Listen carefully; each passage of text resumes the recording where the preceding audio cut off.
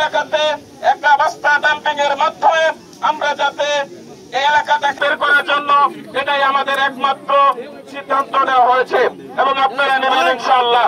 আরো বলতে চাচ্ছি যে আমাদের এলাকার যে শান্তিপ্রিয় মানুষগুলো যারা এখানে আমাদের এলাকার যে সমস্যাগুলো প্রত্যেক বছর আমাদের উন্নয়ন বোর্ড এবং প্রধান উপদেষ্টার কাছে আকুল আবেদন জানাচ্ছে যত দূর থেকে দূরে থাকতে পারেন এবং আমরা যাতে এই এলাকার মানুষগুলো যে পরিমাণে শিক্ষা প্রতিষ্ঠান আছে, স্কুল মাদ্রাসা আছে, এগুলো যদি এভাবে ভাঙতেন অফিসারবৃন্দ আছেন এবং প্রধান উপদেষ্টা আছেন তাদের কাছে আমরা বলবো আলহামদুলিল্লাহ আমরা নদী ভাঙন রোধ করবে আজ আপনি আমাদের নদী ভাঙনের দৃষ্টি গোচর করেন ডাম্পিং করে যাতে নদী ভাঙন রোধ করা যায়।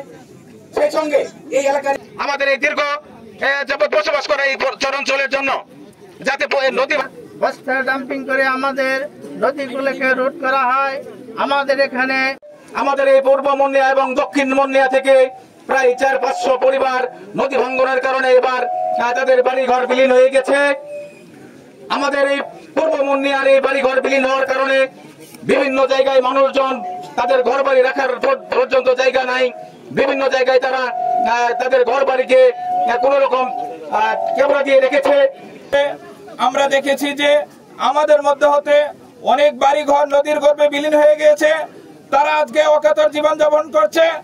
এবছরও গত 2-3 থেকে 4 মাসে প্রায় 3টি গ্রামে শতাধিক বাড়িঘর নদীর গর্ভে বিলীন হয়ে গিয়েছে।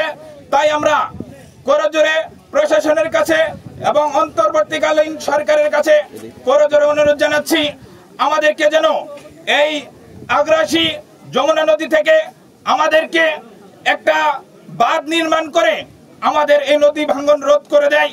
এটা